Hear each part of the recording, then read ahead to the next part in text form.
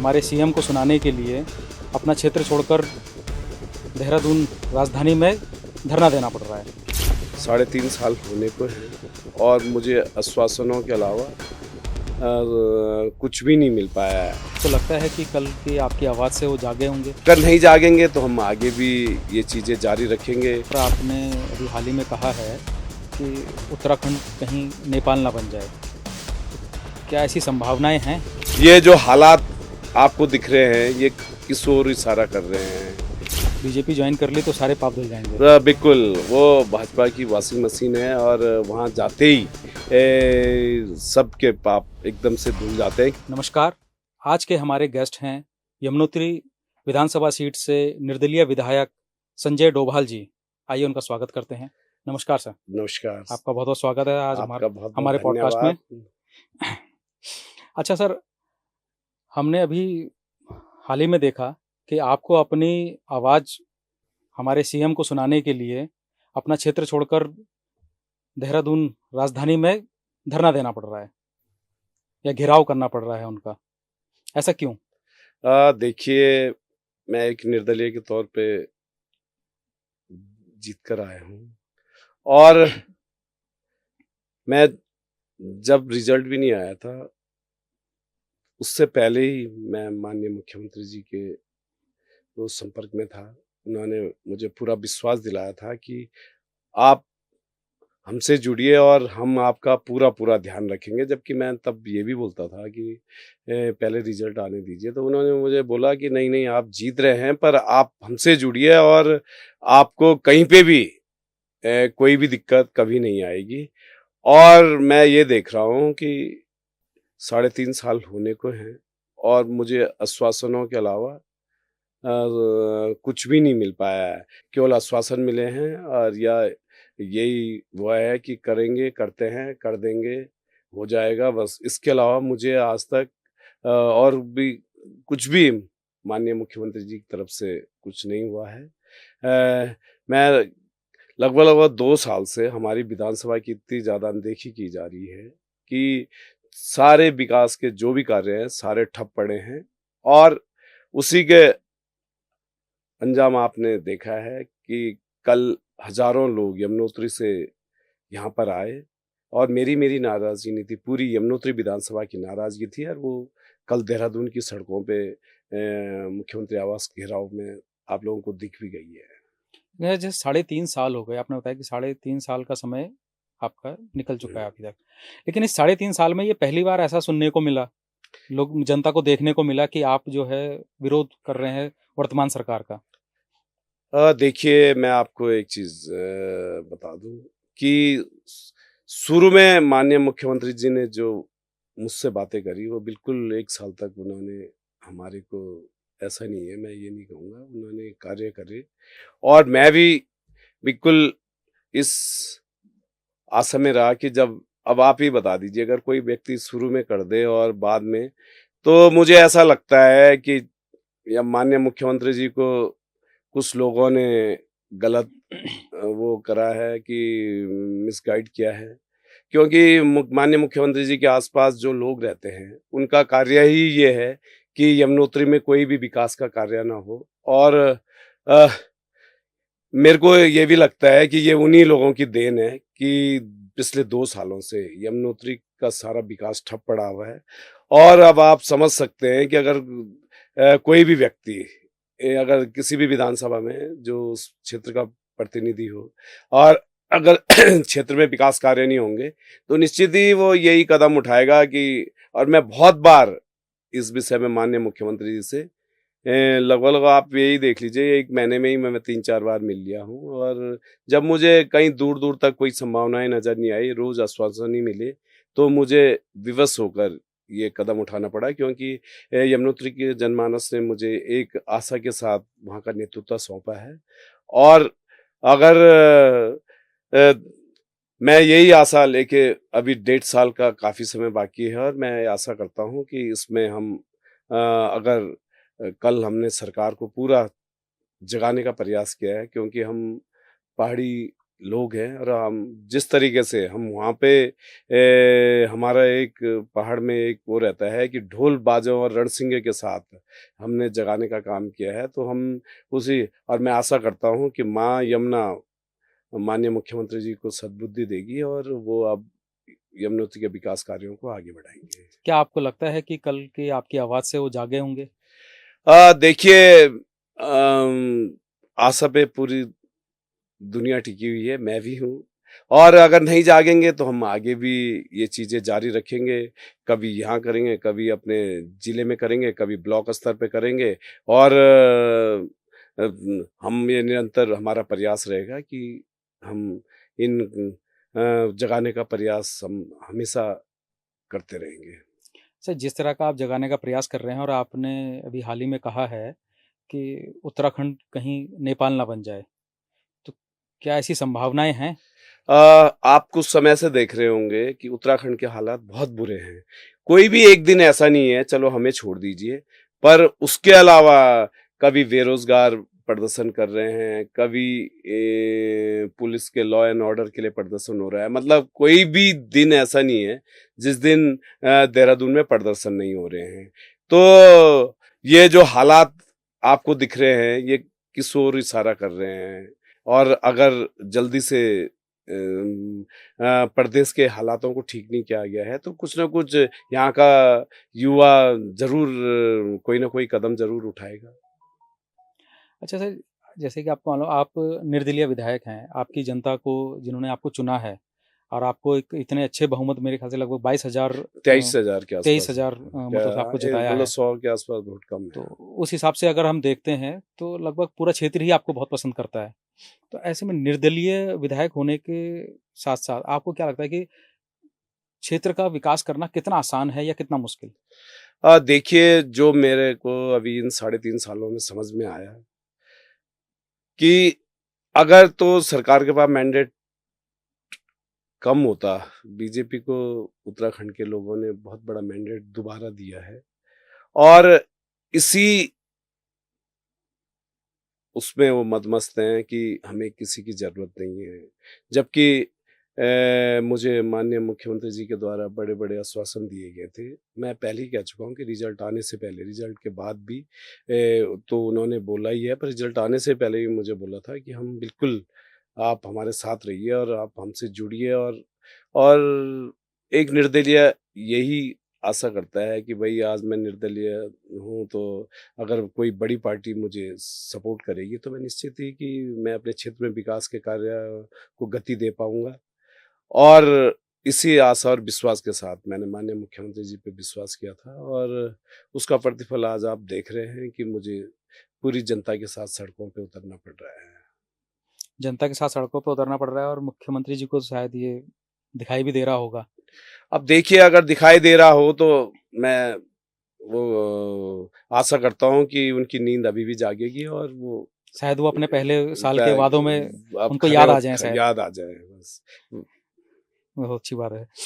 अच्छा सर, एक चीज़ और है कि जैसे कि आपके क्षेत्र में मतलब जितना मेरे को मालूम है, जो बड़े नेता या जो भी ऐसे लोग रहे हैं, जो भी चुनकर आए या नहीं भी किसी भी तरीके से, वो सभी लोग समय-समय पर जो है बीजेपी में शामिल हो गए। तो ये क्षेत्र के लिए अच्छा रहा या बुरा? देखिए, लोकतंत्र के लिए विपक्ष होना बहुत ज़रूरी है और अभी लगभग पूरे उत्तरकाशी में हमारे अलावा कोई भी विपक्ष की भूमिका नहीं निभाता है और शायद यही बात माननीय मुख्यमंत्री जी को भी खटकी है कि क्योंकि हम चाहे निकायों से लेके पंचायतों में हमारे लोग या हमारे समर्थक जीत के आए हैं। तो ये भी एक कारण हो सकता है कि माननीय मुख्यमंत्री जी या भाजपा को ये रास नहीं आ रहा है और जो आपने बोला कि सही में ये लोकतंत्र के लिए अच्छा तो नहीं है कि किसी भी भ्रष्टाचारी को आप अपनी पार्टी में ले लो जिसपे अरबों रुपए का घोटाले का हो और जिसके लिए कल तक भाजपा ही ये बोलती थी कि ये व्यक्ति बहुत भ्रष्टाचारी है। चाहे आप उनके मीडिया के जो वो हैं मेन चौहान जी या हाँ किसी जी। भी भाजपा के पूरे जिले ने एक मनवीर व्यक्ति चौहान जी। का, हाँ, मनवीर चौहान जी से लेके दोनों विधायक, तीनों राज्य मंत्री, जिलाध्यक्ष और पूरे संगठन ने जिस व्यक्ति पे ये आरोप लगाया कि अरबों रुपए का भ्रष्टाचारी है, उसके बावजूद भी उस व्यक्ति को भाजपा में शामिल कर लिया गया है। तो ये सभी चीजें किस ओर इशारा करती हैं? ना ये हमारे जिले के लिए ठीक है, ना हमारे प्रदेश के लिए ठीक है, और ना ये लोकतंत्र के लिए ठीक तो है। आप भी इस बात को मानते हैं कि चाहे कितना भ्रष्टाचार हो, अगर बीजेपी ज्वाइन कर ली तो सारे पाप धुल जाएँगे? बिल्कुल, वो भाजपा की वॉशिंग मशीन है और वहाँ जाते ही सबके पाप एकदम से धुल जाते हैं, क्योंकि उसके बाद वो व्यक्ति रोज़ ही 4th फ्लोर पे सचिवालय में दिखता है, तो निश्चित है कि पाप ही धुल के वहाँ पे एंट्री होती होगी। तो आपको कभी ऐसा नहीं लगा कि अगर आप भी बीजेपी से होते, तो आपके क्षेत्र में शायद ज़्यादा अच्छा विकास हो रखा होता? देखिए, वैसे तो अभी आप अगर जो आप बोल रहे हैं, मैंने भी बोला होगा, और ये बेरोज़गार बोल रहे हैं। पूरे हालात ही कोई बहुत अच्छे नज़र नहीं आ रहे हैं, और भाजपा के चाहे वरिष्ठ से वरिष्ठ विधायक हैं या पूर्व में अध्यक्ष रहे हैं, मंत्री रहे हैं, सबके ही आप गाए-बगाए कभी किसी मंत्री के किसी डीएम के साथ फ़ोन नहीं उठाने पे बहस दिख रही है। कभी किसी एसओचओ से लिए 4-4 5-5 बार के विधायक रोड पे धरना दे रहे हैं। कभी आप चुफाल जी का, कभी अरविंद पांडे जी का। तो ये सारे चीज़ें आप देख रहे हैं, तो ये भी बहुत किसी तरह प्रदेश के लिए ठीक नहीं है कि अगर मैं भी भाजपा का होता, तो क्या पता मैं भी इन लोगों की श्रेणी में होता। अभी तो ऐसे ही दिख रहा है कि कुछ लोगों को जो चाहते हैं, उनके हिसाब से कार्य हो रहा है। अगर ऐसा नहीं है तो इतने सीनियर लोग क्यों नाराज़ हैं? वैसे तो ये भाजपा का अंदरूनी मामला है, हुँ, पर हुँ। अंदरूनी कहाँ से रह गया जब प्रेस में आ गया या जग ज़ाहिर हो गया। बंशीधर भगत जी सबके सामने हैं। पहले दिन हमने प्रोटेस्ट किया किसी बात के लेके अपनी विधानसभा में, अगले दिन हम देखते हैं कि भगत जी भी बैठे हैं, इतने सीनियर व्यक्ति हैं। चुफाल जी का भी कई प्रेस हमने देख ली हैं। बिल्कुल। एक दिन यस, वो प्रीतम सिंह जी भी पूरे दिन भर अपने क्षेत्र में धरने पे बैठे हैं। वो भी एक बहुत पुराने 6 बारी के विधायक हैं। तो अभी हालात तो सभी के एक जैसे ही नज़र आ रहे हैं। हो सकता है उनके यहाँ विकास कार्य ठीक हो रहे हों, क्योंकि विकास कार्यों पे अभी तक कोई भी, चाहे भाजपा का है, चाहे कांग्रेस का है, वो बहुत कम बोले हैं। तो मुझे ऐसा लगता है कि शायद विकास कार्य मेरे यहाँ नहीं हो रहे हों। अच्छा, आपका एक आरोप भी है नौकरशाही के ऊपर। जी, जी, बिल्कुल है। नौकरशाही के ऊपर आपका आरोप है जी। कि वो बातें नहीं सुनते किसी की। मतलब आप विधायक हैं और उसके बावजूद आप ये आरोप लगा रहे हैं नौकरशाही के ऊपर, वो आप ही की बात नहीं सुन रहे। आप मैं पहले भी कह चुका हूँ कि आपके सामने गणेश जोशी जी का उदाहरण पूरे मीडिया में छाया रहा। तो जब एक मंत्री के कोई नहीं सुन रहा है, और मैं अपनी बात बताऊँ, तो पिछले 2 सालों से नौकरशाही का आलम ये रहा उत्तरकाशी में कि हमारे कोई भी जिला स्तरीय जो भी प्रस्ताव जाते हैं, चाहे जिला योजना हो, खनन न्यास हो, या आपदा के प्रस्ताव हो, या कई चीज़ों के रहते हैं, तो हमें किसी भी प्रस्ताव में हमारे तवज्जो नहीं दी गई है, और कई अधिकारी वहाँ पे ऐसे रहे हैं जो, अगर आप मैं कल की बात बता रहा हूँ कि अगर हमारे लोगों को रोका गया, तो पुलिस के लोग वहाँ पे उन्हें ये तक अपनी बात तक सोशल मीडिया पे नहीं करने दे रहे थे, सीधे फ़ोन छीन रहे थे। तो आप ये देख लीजिए कि कैसे बेलगाम नौकरशाही है, और बिल्कुल चाहे नौकरशाही लगा लीजिए, कुछ मेरे हिसाब से उत्तरकाशी में आप बहुत ही बुरा हाल रहा है अभी पिछले 2 सालों में। अच्छा, कुछ लोगों का कहना है कि अभी चुनावी वर्ष निकट है, हाँ, बहुत बिल्कुल। जल्दी चुनाव हाँ, होने हाँ, वाले हैं होने वाले हैं, प्रदेश में। 1.5 साल रह गया तो है। उनका कहना है कि शायद आपको जो दिक्कतें जो आप बता रहे हैं कि 2 साल से चल रही थी, कि हुँ। वो एकदम से आप चुनाव को देखते हुए ये सामने आई हैं? देखिए, मैं पहले ही कह चुका हूँ कि 1 साल, 1.5 साल माननीय मुख्यमंत्री जी ने मेरा कार्य किया है। तो आदमी आशा करता है ना एकदम से कि जब अभी तक करा है तो आगे भी करेंगे।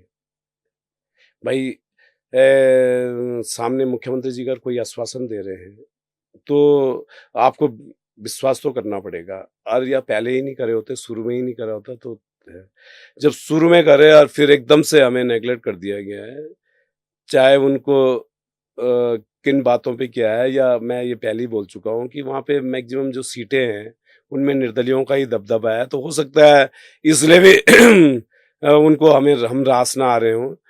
उन्हें लग रहा हो कि जब इनके कार्य नहीं होंगे, तो ये वहाँ के जनमानस पे एक खराब असर पड़ेगा और इनका जनाधार खिसकेगा। तो अ, मैं जिस व्यक्ति ने शुरू में मेरे कार्य करे हो, मैं एकदम से उसका विरोध नहीं कर पाऊँ। मैं पहले ही बोला था आपको कि मैं बहुत ज़्यादा चीज़ें आपने देखा होगा मैं 3.5 साल से विधायक हूँ। मैंने बहुत कम प्रेस-व्रेस का वो मैं कभी आया नहीं हूँ। हुँ, हुँ। तो ये मेरा एक सीधा-सा सोचना था कि जब तक मुझे लगा कि मेरे कार्य आज नहीं तो कल होंगे और मुझे आश्वासन भी मिलते रहे, तब तक जब बात सीमा से और सर से ऊपर चली गई, तब मैंने ये कदम उठाया। अच्छा, आपके अपने परिवार में ही जो है पॉलिटिकल परिवार है आपका पूरा? जी, जी। आपके भाई, आपकी बहन हुँ, सभी हुँ, पॉलिटिक्स में हैं। पॉलिटिक्स में। तो क्या ये जो परेशानियाँ आपको झेलनी पड़ रही हैं, उनको भी झेलनी पड़ रही हैं? देखिए अब मैं एक बात आपने देखा होगा मैं अपने भाषणों में भी बोलता हूँ कि अगर ठीक है, मुझे कोई परेशानी हो मैं राजनीति कर रहा हूँ तो नेचुरल सा है कि भाई अगर मेरा कोई राइवल है, मुझे दिक्कत करेगा। मैं माननीय मुख्यमंत्री जी से भी कई बार ये चीज़ें बोली हैं क्योंकि चाहे मेरी बहन हो या मेरे भाई हो, भई मैं उन्हें पहले ही बोल चुका हूँ कि भई अगर आप राजनीति कर रहे हैं तो ये चीज़ों का सामना आपको करना पड़ेगा और इनके लिए तैयार भी रहना चाहिए कि अगर कोई राजनीतिक व्यक्ति है, तो उसको ये परेशानियाँ चाहे मेरे भाई-बहन हैं या कोई भी है, सबको आती हैं और हो रही होंगी परेशानियाँ, ऐसा नहीं हो सकता कि नहीं हो रही होंगी। वो ऐसी सीटों पे हैं कि वो बहुत ज़्यादा बोल भी नहीं सकते हैं। है कि मैं तो ऐसी सी एक आप ऐसी जगह पे कि जहाँ पे मतलब कम से कम अपनी मैं बात को अपनी बात रख मुखर होके सकता बोल तो हूँ। सकते हैं। आप देख रहे हैं कई सारे तो हमारे माननीय विधायक भी नहीं बोल पा रहे हैं, जबकि ऐसा नहीं है, पीड़ा बहुतों के मन में है। तो उनको भी हो रही होगी और ये हिस्सा है राजनीति का, कोई वैसी बात नहीं है कि परेशान करना, ये करना। आप यही देख लीजिए हमारे परिवार पे कभी 109 लग जा रही है, भाई पे कभी कुछ हो जा रहा है। बहुत ये करा जाता है कि इनका ये कारोबार है। भाई जो कारोबार हम पिछले 17-18 साल से कर रहे, तब तो भाजपा की सरकार भी नहीं थी, जब से हम कर रहे हैं, सही बात है। है ना? और अब आज उसके और वो व्यक्ति लगा रहे हैं जो खुद उस कारोबार में लिप्त हैं। तो ये चीज़ें तो अब भाई कुछ तो लोग कहेंगे, लोगों का काम है कहना। अच्छा 2027 का चुनाव आ रहा है। अब उसको लेके आपकी क्या तैयारियाँ हैं? आप इस बार भी निर्दलीय? देखिए, मैंने पिछला चुनाव जब लड़ा था, तो मैंने जनता पे यमुनोत्री के जनमानस पे छोड़ा था कि जो यमुनोत्री की जनता बोलेगी, मैं वही करूँगा और अ, वहाँ की लोगों ने भी एक आवाज़ लगाई थी कि ये जनता का विधायक है बनेगा और मेरा अभी भी प्रयास है कि अ, आपने कल भी देखा होगा, कल युवा से लेके बुजुर्ग तक वहाँ पर पहुँचे थे और मुझे इन सभी का जो आदेश होगा, जो ये लोग तय करेंगे हम वही पसंद करेंगे क्योंकि देखिए बनाना बिगाड़ना ये नहीं है कि संजय डोभाल ने बोला मैं इस भाजपा से लड़ लूँगा, मैं कांग्रेस से लड़ लूँगा। बनाना तो उस जनता ने है और जो उसका आदेश होगा, वही हमारे सिर उधार्य होगा। तो आपने कभी ये नहीं सोचा कि आप भी अपनी कोई पार्टी बना लें? नहीं, नहीं, इतनी बड़ा मेरा वो नहीं है कि ना मेरे इतने बड़े सपने हैं कि मुझे कोई पार्टी बना के या कोई है। हम बस अपनी यमुनोत्री की बस अपने जनता क्षेत्र के के लिए। बस अपने वहीं तक हमारा ये है कि अपनी जनता की सेवा करें और वही हमारे लिए सब ये कुछ है। यमुनोत्री जो है 4 धामों में आता है। जी, 4 जी। धामों में से एक धाम हुँ, यमुनोत्री है और सरकार तो 4 धामों का बहुत प्रचार कर रही है। केंद्र सरकार भी और राज्य सरकार भी। ऐसे में भी वो एक ऐसे धाम वाली विधानसभा को जो है नज़रअंदाज कर रहे हैं। तो इसका आपको क्या लगता है कि क्या आगे उनको देखने को मिलेगा? देखिए, सबसे बड़ी पीड़ा तो मेरी मैं जो आपने देखा होगा मैंने सबसे पहले ये रखा था कि यमुनोत्री धाम की अनदेखी और 4 धाम का साथ बिल्कुल अनदेखी है, सौतेला व्यवहार। आप पहले मैं इस पे बता दूँ, ये आपदा में भी मैंने बोला था कि पूरी विफल है सरकार। तो मैं पहले इस बात को बता दूँ कि यमुनोत्री में पिछले जुलाई में आपदा आई। पूरे मंदिर के अस्तित्व पे संकट आ गया माँ यमुना के। और आज 15 महीने बाद, 16 महीने बाद भी वहाँ पे कोई कार्य चालू नहीं हो पाया। तो आप ये लगा लीजिए कि सरकार कितना ध्यान दे रही है यमुनोत्री जिसके लिए पूरी सरकार मतलब दिल्ली से लेके देहरादून तक लगी रहती है, ये हाल है। और उसके बाद मैं दूसरी बात ये बता दूँ कि 4 धाम यात्रा है। यमुनोत्री मुख्य द्वार है, भई बड़कोट मुख्य द्वार है और यमुनोत्री की यात्रा भई 4 धाम की यात्रा यमुनोत्री से ही चारों धाम में पहला धाम अगर कोई भी श्रद्धालु आते हैं तो सबसे पहले धाम यमुनोत्री में ही आया जाता है। तो यमुनोत्री की कोई भी चाहे वहाँ के रास्ते हैं, पैदल रास्ता है, आप शायद गए हैं, नहीं गए हैं, बहुत बुरा गया तो हाल है। नहीं हूँ लेकिन मेरे को पता है हाँ, वो। बहुत बुरा हाल है और हम हमेशा से माँग उठाते रहे हैं कि समय पे हमें बजट दे दीजिए, जो कार्य हो जाए। भई जो भी श्रद्धालु आएगा वो भी हमें ही तो सुनाएगा कि भई क्या है यहाँ व्यवस्थाएँ और अभी भी 4 धामों में सबसे बुरा हाल यमुनोत्री का है और सरकार का वहाँ पे कोई भी ध्यान नहीं है कि वहाँ पे मास्टर प्लान के लिए मैं कब से चिल्ला रहा हूँ, सरकार बोल रही है बस आज लाते हैं, बस वही है आश्वासन वाली बात है। रोपवे 2 साल से कार्य शुरू हो रखा है, चारदीवारी से आगे नहीं बढ़ रहा है। ठीक है, जो भी कार्य है वैसे यमुनोत्री विधानसभा में स्वास्थ्य के लिए आज तक मैं जा के थक गया पर कोई विशेषज्ञ डॉक्टर यमुनोत्री में नहीं है। एक राजीव नवोदय का है, वो लगभग 2 साल से आज तक वो भी केवल चारदीवारी पे ही अटका हुआ है, जबकि उसके साथ वाला वहाँ पे बन चुका है, कहाँ रुद्रप्रयाग में। और रही जो ये काम बिल्कुल बहुत बुरा हाल है। दूसरी तरफ 4 धाम यात्रा पे आए हम, तो श्रद्धालु कहीं से भी आए, गुजरात से आए, दिल्ली से आए, महाराष्ट्र से आए, राजस्थान से आए, इन्हीं स्टेटों से सबसे ज़्यादा आते हैं या साउथ से। तो वो जैसे ही हरिद्वार इंटर करता है, तो हरिद्वार के लिए अगर वो यमुनोत्री के लिए चलता है, तो लगभग अगर आपने कभी वो देखा होगा जब यात्रा चलती है, तो लगभग 12 से 15 जगह यमुनोत्री तक चेकिंग के नाम पे श्रद्धालुओं को परेशान किया जाता है। वैसे इतनी ज़्यादा चेकिंग की ज़रूरत भी नहीं है। एक बार आप स्टेट के अंदर आप चेकिंग कर लीजिए ब और एक बार ब धाम में पहुँचने से पहले हम कर तो लीजिए। मैंने जब मैं विधायक बनाया था तो मैंने एक सुझाव दिया था कि भई आप एक ऐसी चीज़ जब आदमी हरिद्वार में इंटर करे, उस टाइम उसकी चेकिंग हो जाए, कोई अपनी गाड़ी लेके आ रहा है, उसको ऐसा लोगो बना के दे दीजिए कि इस जो अपनी गाड़ी पे लगा ले और उसके बाद उसे ऐसे ना रोका जाए। है ना? कि बार-बार मेरी इच्छा हुई, मैंने हाथ दे दिया, दूसरे की हुई, मतलब कहीं-कहीं तो हर 10 किलोमीटर पे उनको ऐसे परेशान किया जाता है कि ये श्रद्धालु क्या संदेश लेके जाएगा। सही बात है। वो कभी भी कुछ किसी भी अच्छा तो व्यक्ति को सोच के जाएगा नहीं। अच्छा सोच के जाएगा नहीं। तो और हमारे कम से कम ये 5-6 जिलों की टोटल अर्थव्यवस्था ही 4 धाम पे टिकी हुई है। अगर आप अगर इन जिन डिस्ट्रिक्टों में ये हैं यमुनोत्री, गंगोत्री, बद्री केदार, वहाँ के जो होटल हैं वो केवल 4 धाम की वजह से बने हुए हैं, नहीं तो अन्यथा उनमें गलती से भी कोई नहीं आता।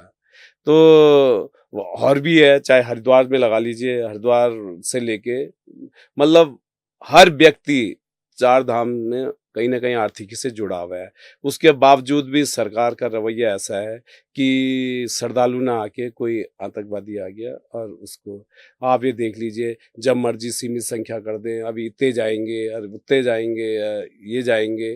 भाई आप हरिद्वार कुंभ को भी तो मैनेज करते हो ना।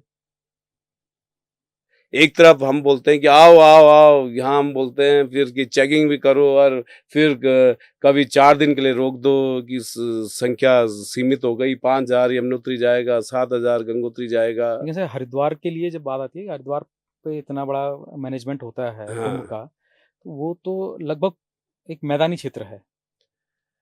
पहाड़ नाम के ही हैं हरिद्वार हाँ, में। नहीं, नहीं, ख़ैर होता है। और बाकी के हमारे जो 4 धाम हैं, ये तो चारों पहाड़ी क्षेत्र हैं।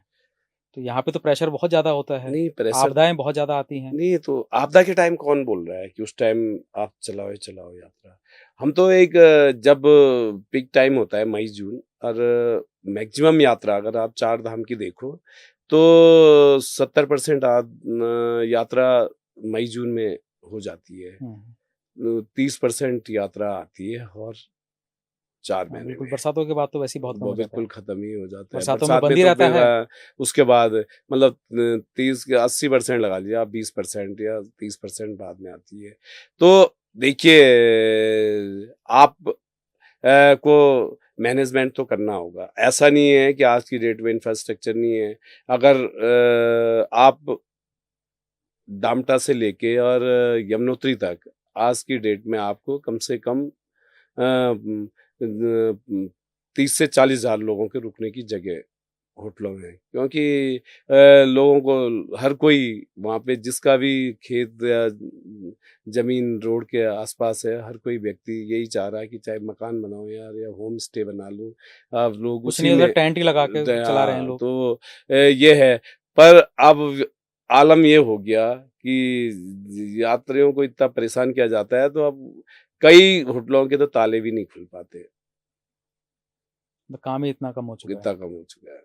सरकार चाहे कितने भी आंकड़े दे, उस जो आंकड़े सरकार देती है उसमें 2-3 हज़ार लोग तो रोज़ लोकल ही रहते हैं, क्योंकि हम देवभूमि में रहते हैं।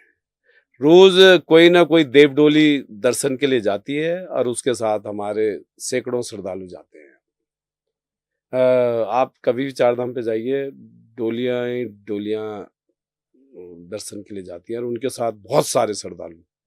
कई-कई बार तो कई-कई हज़ार होते हैं हुँ, हुँ। और एक दिन में 2-2 3-3 4-4 डोलियाँ जाती हैं और जो और लोग जाते हैं वो अलग हैं। तो ये आंकड़ों का खेल है, बाद बाकी वैसे वहाँ पे यात्रा का बहुत बुरा ये हाल है। 4 धाम में अनदेखी सिर्फ़ यमुनोत्री के साथ हो रही है या बाकी के 3 धाम और जो हैं उनके साथ भी? देखिए भाई जैसे इसकी बाध्यता है जो लोगों की है, उसके लिए तो सभी लोगों ने आवाज़ उठाई है और वैसे चार धाम भी कई बार मैं देखता हूँ होटल एसोसिएशन या वहाँ के विधायक लोग भी जो बात होती है दर्द सभी के दिलों में है, बस बहुत ज़्यादा बोल नहीं हर कोई बोल नहीं पा रहा है। बस बोलने के लिए उनको फिर भाजपा छोड़नी भाजपा पड़ेगी। छोड़नी पड़ेगी या छुड़वा दी जाएगी। मतलब आप निर्दलीय हैं, आपको हाँ, किसी का डर नहीं है। हमें क्या है, हमें तो ये है कि अच्छा सर, ये तो हो गया 4 धाम। लेकिन आपका विधानसभा क्षेत्र यमुनोत्री धाम के अलावा भी है। हाँ, गंगा घाटी है। तो वहाँ पे विकास कार्य कैसे चल रहे हैं? अ, मैं यमुनोत्री विधानसभा की बात कर रहा हूँ, इसमें जो मैंने बोला ये कार्य रोके हुए हैं यमुनोत्री के साथ, नहीं, जैसे ये वो तो सरकार ने राजीव अपनी तरफ से रोक रखे नवोदय। हैं। हाँ, मतलब जैसे आप अपने विधायक निधि से भी कुछ हाँ, ना हाँ, कुछ तो करवा रहे होंगे। विधायक निधि से क्यों नहीं है। मैं मैक्सिमम विधायक निधि गाँव के बीच में बैठ के बाँटता हूँ। जो है बिल्कुल अ, जैसे गाँव में गए, जो गाँव वालों ने बोला उसको हम वितरण करते हैं और उससे तो पर वितरण एक ये किन कामों में के लिए किया जाता है? ये जैसे कहीं पे बारात घर बनना है, कहीं किचन बनना है, जैसे सामूहिक कहीं कोई रास्ता अच्छा, मतलब बनना विकास है, कार्यों के लिए। विकास कार्य। मेरे को लगा वैसे ही बाँट देते हैं। वैसे अगर सरकार दे दे तो वो भी ठीक है। बाँट क्योंकि हमारे यहाँ तो कई लोग वैसे ही निकाल के बाँट रहे हैं, तो भई अब ये तो सरकार हमें तो दे नहीं रही है, पर कइयों को तो मिल ही रखा है ऐसा अधिकार। अच्छा, ऐसा भी सुनने को मिला है कि आप मतलब यमुनोत्री विधानसभा में कुछ खास नेता लोग हैं जो जिनकी वजह से वहाँ पे विकास कार्य नहीं हो पा रहे हैं। बिल्कुल। देखिए, ये पहले भी आपने ही बोला कि सारे लोग बीजेपी में चले गए हैं, तो नेचुरल है कि बहुत सारे लोग और वो कुछ लोग एक साथ इकट्ठे हो गए हैं क्योंकि कई नेता जैसे नगर पालिका में हारे हैं, तो वो उनके सारे समर्थक और वो उनका काम ही यही है कि हमारी बुराई करना है। कुछ ब्लॉक में हारते हैं, कुछ कहीं पे। तो ये लोगों का अब ये सारा एक मिलके एक नेक्सस बना हुआ है उनका। यहाँ पे उनके फिर आका यहाँ माननीय मुख्यमंत्री जी के आसपास है। उनको बस यही है कि बस यमुनोत्री विधानसभा में कोई विकास का कार्य ना हो। तो ये एक मैं बिल्कुल इस बात को दावे के साथ कहता हूँ कि ये एक षड्यंत्र के तहत यमुनोत्री के विकास कार्यों को रोका जा रहा है, जिससे कि इन लोगों को लग रहा है कि आगे संजय डोभाल को दिक्कत आएगी। और पर मैं यमुनोत्री के जनमानस जानता हूँ। वो उन्हें पता है कि कौन यमुनोत्री के विकास में बाधक है, और वो इन लोगों के जो ये रोज-रोज इनका कोई यहाँ से भोंपू बजा रहा है, कोई ऊपर विधानसभा बड़कोट बजा रहा है, ये फिर भी लोग इनकी बातों में नहीं आएँगे। ये मुझे पूरा विश्वास है यमुनोत्री की जनमानस पे। तो आपको क्या लगता है 27 में बीजेपी आपके अगेंस्ट किसको लेके आएगी? वो किसी को भी लेके आए। मैं एक बात बोलता हूँ, पिछली बार भी कई लोग बोलते थे, जब मैं तैयारी कर रहा था कि ये लड़ेगा। देखिए, हमें अपनी तैयारी करनी है, सामने वाला क्या कर रहा है ये उसको सोचना है। तो आप आपकी विधानसभा में जो विकास कार्य रुके हैं, कहीं उसका कारण यही तो नहीं है कि आपको वहाँ पे हराया नहीं जा सकता? देखिए, अभी क्या कह सकते हैं, मैं पहली बार विधायक बना हूँ। अगर जनता को काम होता हुआ नहीं दिखेगा, तो कहीं न कहीं ये जाएगा कि नहीं, हमारे विधायक ने उनका काम नहीं किया। सोच ये है, पर जनता भी समझ रही है कि काम कौन रोक रहा है। अगर जनता समझ नहीं रही होती तो इतनी जनता कल सड़कों पे नहीं होती। जनता को मालूम है, और जनता मुझे काफ़ी समय से बोल भी रही थी कि आप चुप क्यों हैं? मैं उन्हें समझा रहा था यार कि क्या पता आगे हो जाए कुछ। आप ये देख लीजिए कि हम ऐसे दूरस्थ क्षेत्र से यहाँ पे इतने लोग आए और कितने उत्साह के साथ थे, कितना परेशान किया गया पूरे रास्ते भर, और कई सैकड़ों लोग आ भी नहीं पाए। और जो आए थे, कुछ लोग तो 12 बजे पहुंच गए थे, और कुछ लोग 3:30 बजे के आसपास पहुंचे, कुछ लोग 5-6 बजे। वो लोग तो बेचारे केवल मेरे से फोन पे ही बात कर पाए और वापस तो चले जिन गए। लोगों को रोका जा रहा था उनको क्या कह के रोक रहे थे? उनको सीधे ये कुछ बोला ही नहीं जा रहा था, बोल रहे थे नहीं जाओगे आगे। मतलब अगर किसी का कोई जरूरी काम भी हो सकता है। आप बोल रहे बड़कोट नौगांव से लेके जुड्डो तक 4-4 पॉइंटों पे रोका गया, वहां से लाइव नहीं करने दिया गया। पुलिस कप्तान का फोन आता है उत्तरकाशी वालों का कि भाई कैसे कौन लाइव कर रहा है, और सीओ बोलता है कि भाई नहीं, ये नहीं होने देंगे हम यहाँ पे।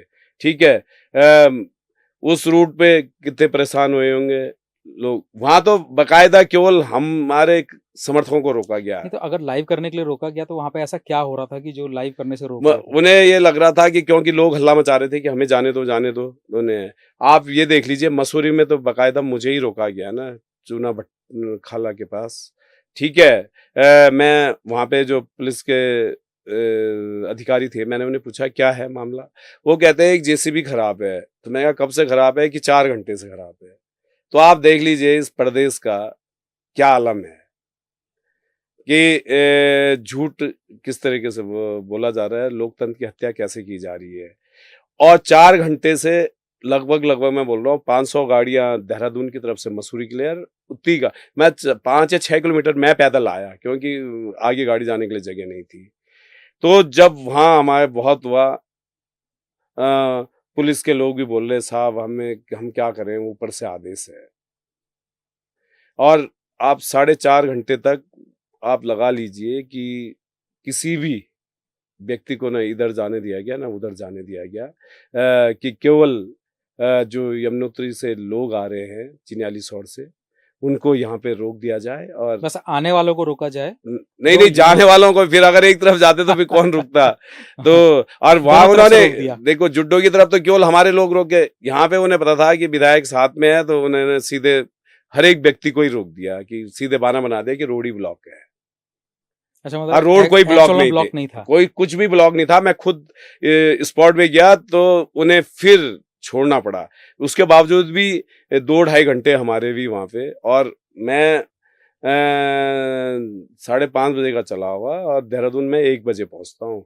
और हमारे समर्थक तो बेचारे जो आंदोलनकारी थे वो तो आते रहे और जुलूस में रहते रहे, वो भूखे प्यासे।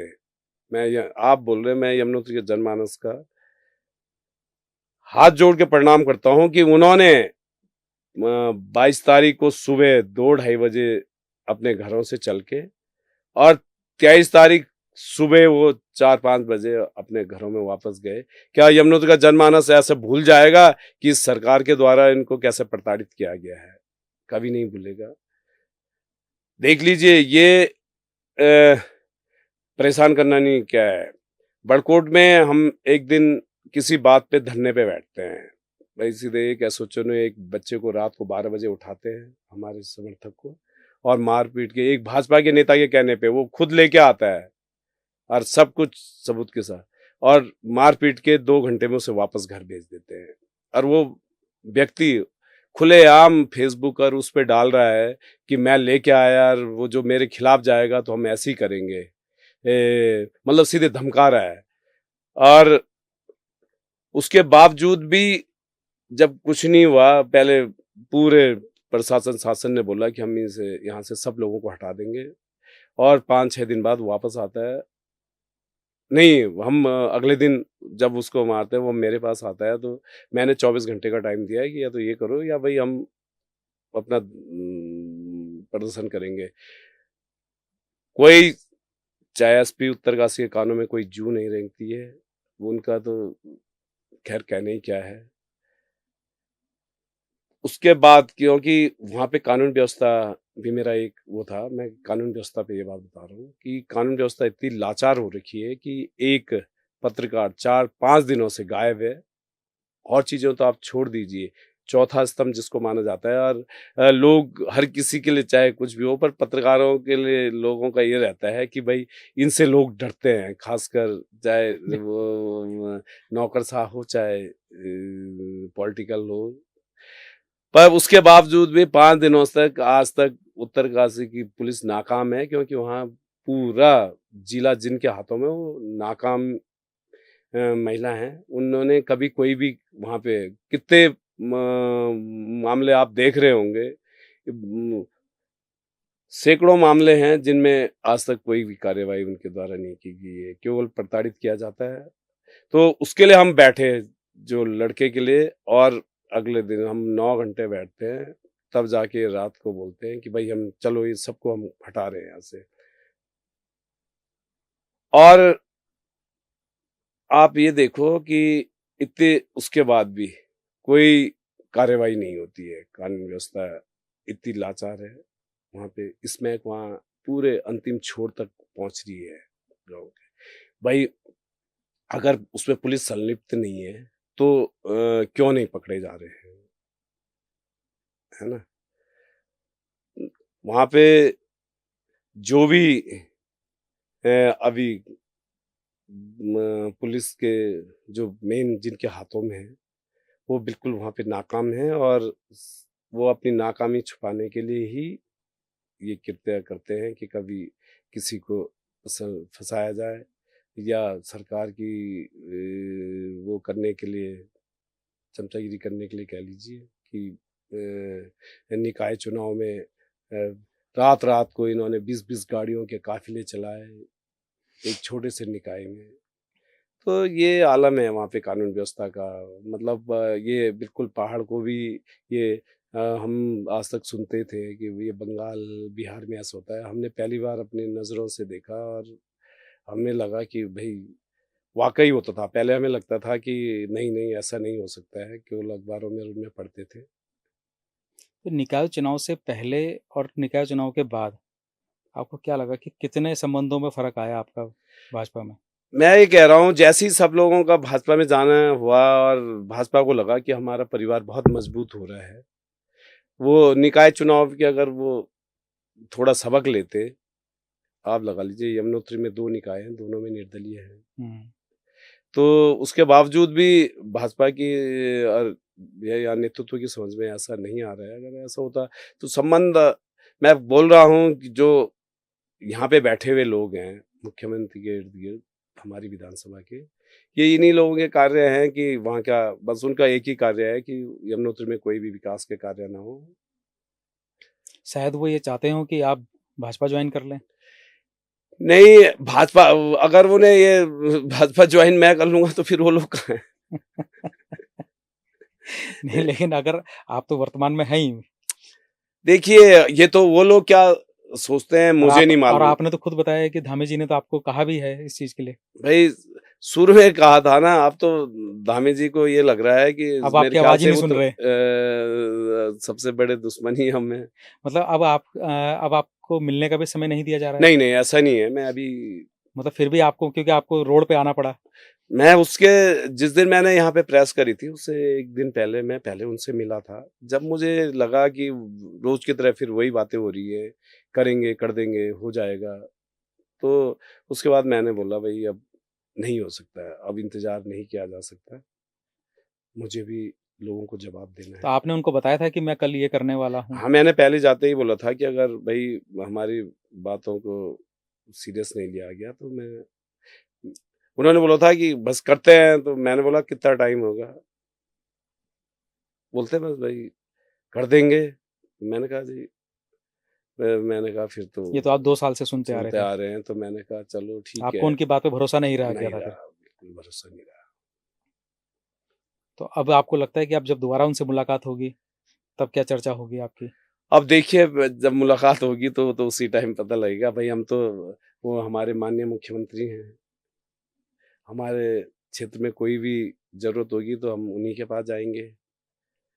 अच्छा, आपने एक चीज़ बोली कि पुलिस प्रशासन भी कुछ काम नहीं कर रहा है, कुछ सुन नहीं रहा है, ठीक है। लेकिन अभी आपके ही क्षेत्र के एक नामी व्यक्ति हैं, जो अभी पेपर लीक मामले में तुरंत ही पकड़े गए। हाकम सिंह। हाँ जी। अ, आप तो अभी वो तो बॉबी पवार बोल रहे हैं कि उन्होंने पकड़ा है, या राम खंडवाल। तो वो भी बीजेपी से सुना है कि उनके बहुत घनिष्ठ संबंध हैं, और लेकिन उसके बावजूद जो है पुलिस प्रशासन ने काम किया और तुरंत पकड़ लिया। अब एक बात बताओ, जब वो बोल रहे हैं वो सबूत के, आज तो उन्होंने ये उस पे भी दे रखा है। मैंने आज भी माननीय मुख्यमंत्री जी से अपील करी है कि जो ये पेपर लीक हुआ है, इस पे देखिए रोज रोज का हो रहा है कि हमने ये कानून बना दिया, ये बना दिया यार, फिर भी हाकम को तो पहले पकड़ लिया था ना, फिर पेपर लीक कैसे हुआ? ये भी तब है। तब तक तो सब कुछ सेट हो चुका होगा ना। नहीं, वो उनका उनको कहना भी तो लास्ट ये मोमेंट पे है, पकड़ा गया नहीं, है। उनका कहना तो ये है कि भाई पेपर अंदर से बाहर आया है आधा घंटे बाद, जो हम सुन रहे हैं। आज तो वो कह रहे हैं कि 10 बजे ही आ गया था। अच्छा, आज ऐसा बोला है? मैंने नहीं देखा है। पर मैं ये, मेरे उसमें माननीय मुख्यमंत्री जी से मेरी एक निवेदन है कि वो उस पे सीबीआई जांच बिठाएं और दूध का दूध और पानी का पानी हो, क्योंकि ये रोज का, क्योंकि हमारे लाखों बेरोजगार, क्या करोड़ों वही लाखों बेरोजगार लाख, है हाँ, उत्तर, बिल्कुल। ठीक है। अगर देखिए यही जो कोई भी आंदोलन का अगर सबसे पहला, कहीं भी कोई ऐसी चीजें हों जैसे नेपाल जैसे हालात पैदा हुए, तो हमारे यही युवा हैं कि अगर इन्हें रोज रोज परेशान किया गया या इनको लगा, तो यही लोग हैं जो कल के दिन कोई बहुत बड़ा कदम उठा सकते हैं। तो नेपाल का जो आपने हालात बताए, नेपाल के हालात तो ये थे कि वहाँ पे तो जो सत्ताधारी जितने भी लोग थे, उनको वहाँ की जनता ने घर में जाकर ही जो है बाहर निकाला, मारा पीटा, सब काम किए वहाँ पे। तो आपको लग रहा है कि क्या उत्तराखंड में ये हालात बनने देखिए, वाले हैं? मैं नहीं चाहता कि ऐसे हालात पैदा भी नहीं होने चाहिए, किसी भी लोकतंत्र के लिए ये अच्छी चीजें नहीं है। पर अगर युवाओं की अनदेखी होगी, अब बार बार मैं इसीलिए तो बोल रहा हूँ कि एक बार सीबीआई जांच करा दीजिए, क्योंकि हमने पेपरों में पढ़ा था कि नकल कानून पूरे देश का सबसे सख्त कानून है हमारे उत्तराखंड का। उसके बावजूद भी कुछ लोगों को सरकार पकड़ भी लेती है और उसके बाद भी वो तो पिछली बार भी पकड़े गए थे और वो हाँ, तो उनके खिलाफ कुछ नहीं मिला। कुछ नहीं मिला। तो इसलिए है कि जब तक इसको बिल्कुल सिरे से उस नेक्सस भाई कोई ना, आप बताएं इतनी बड़ी जांचों के बाद भी अगर दोबारा ऐसा हो रहा है तो आपको क्या लग रहा कि हाकम सिंह ही एक आदमी है, वो नेक्सस तो बड़ा होगा ना उसमें। भाई एक सीबीआई जांच हो, अब प्रॉपर हो, क्योंकि भाई एसटीएफ से ज्यादा अच्छा काम तो बेरोजगार संघर बॉबी पवार कर रहे हैं। हाँ, अगर बिल्कुल सही बात है। आज बॉबी पवार जी ने खुद बोला है खुद कि 10 बजे उनके पास सबूत हैं कि 10 बजे पेपर लीक हो गया था। हो गया था, तो आप ये देख लीजिए कि तो भाई या तो हमारे इन बेरोजगारों के पास ही ये जांच दे दी जाए या फिर भाई सीबीआई को दे दी जाए, क्योंकि अभी तक और लोग तो ऐसा कर नहीं पाए। तो मेरे हिसाब से सीबीआई को जांच करवा के और सरकार को बिल्कुल एक बारी पारदर्शिता के साथ लोगों के सामने रखना चाहिए कि ये है, और सरकार को बेरोजगार युवाओं को एक विश्वास दिलाना चाहिए कि भाई ऐसा नहीं होगा, क्योंकि सरकार बार बार बोल रही है और उसके बाद अगले दिन आ जा रहा है कि अच्छा आज आप बोल रहे हैं कि 10 बजे, पहले ये हुआ था कि 11:35 पे आया है पेपर। तो आज 2-3 दिन से मुझे ऐसा 10:35 पे, हाँ, अच्छा पहले 10:35, नहीं 10:35 था, पहले 11:35 10:35 था, वो 35 मिनट ही बताया था उन्होंने कि 35 मिनट में, अच्छा जो भी हो, मतलब मैं अच्छा मेरे को अच्छा गलत होगा और तो आज उन्होंने 10 बजे के लिए बोला है। हाँ, तो आप ये देख लीजिए कि ये है, तो इसपे ये बड़ी जांच होनी चाहिए, और मतलब क्योंकि हमारे देश की सबसे बड़ी एजेंसी जिस पे सभी लोग भरोसा भी करते हैं वो सीबीआई है, और वो बेरोजगारों के साथ न्याय भी वही होगा कि आशा करते हैं शायद धामी जी सुने और सीबीआई के लिए कुछ आगे क्योंकि बढ़ें। देखिए जब हमारा युवा संतुष्ट होगा और अ, उसके अंदर एक ललक होगी, तभी हमारा उत्तराखंड आगे बढ़ेगा, क्योंकि युवाओं के बिना कोई भी प्रदेश या कोई भी क्षेत्र कभी भी आगे नहीं बढ़ सकता। और अगर उनके साथ ऐसे ही होता रहा तो बहुत निराशाजनक माहौल होगा, और युवा निराश होगा तो वो किसी भी चीज़ के लिए, ना प्रदेश के लिए ना देश के लिए अच्छा होगा। अच्छा, हाकम सिंह के साथ आप मतलब वो आपके क्षेत्र के हैं, हाँ, हाँ, तो पुरोला आप विधानसभा के हैं। बिल्कुल, तो आपके संबंध कैसे हैं? हमारे कोई ऐसे संबंध नहीं है, मेरे भाई के साथ बोलते हाँ, हैं उन भाई कि वो है अ, वो भी जिला पंचायत पॉलिटिकल थे वो जब पिछली बार है, तो जब देखिए पंचायतों में हमारा एक रोल होता है, कोई भी कभी भी हो, वो हमारे पास आए कि मैं भी अध्यक्ष के लिए हूँ, तो नेचुरल है कि हमारा राइवल उस टाइम बना, तो हमने इन लोगों को सपोर्ट किया था। तो ऐसे ही संबंध थे कि भाई एक हमें क्या पता कि ये मतलब क्या नॉर्मल है जो बोलचाल तो थी, हाँ, बोलचाल किसकी नहीं है उत्तराखंड में, तो सभी वो की तो होती है। आप देख रहे रोज धामी जी के साथ 10 फोटो है, वो भाजपा के ही जिला पंचायत मेंबर थे, वो है भाजपा का कोई ऐसा व्यक्ति नहीं है जिनके साथ उनके संबंध नहीं थे। तो ये चीजें तो एक देखिए किसी के चेहरे पे नहीं लिखा हो कि कौन व्यक्ति क्या काम करता अच्छा, है। आपने लेकिन जब वो पिछली बार जब उनका नाम आया था पेपर लीक में, तो उसके बाद भी आपकी मुलाकात हुई होगी नहीं, कभी? नहीं, मेरी कभी कोई फिर दोबारा कभी ना, मुलाकात, बातचीत मैं कभी नहीं फिर हो पाई? नहीं, मैंने उसके बाद भैया हाथ जोड़ लिए कि अब देखिए, क्योंकि ऐसा है मैं तो ये ये जानना चाह युवाओं के रहा। साथ एक बहुत बड़ा छलावा है, हुँ, और हुँ। ये चाहे कोई भी व्यक्ति करे, वो माफ़ी लायक नहीं है। मैं तो इसी वजह से मैं जानना चाह रहा था कि मतलब क्या पता आपकी बातचीत हुई, आपने नहीं, कभी नहीं, पूछा मैं हो कि भाई ऐसा क्यों? आप बोल रहे पूछे, अब कभी दूर-दूर तक भी अगर कभी हमने देखा नहीं है उसके बाद, ना कभी हमारी मुलाकात हुई है। अच्छा।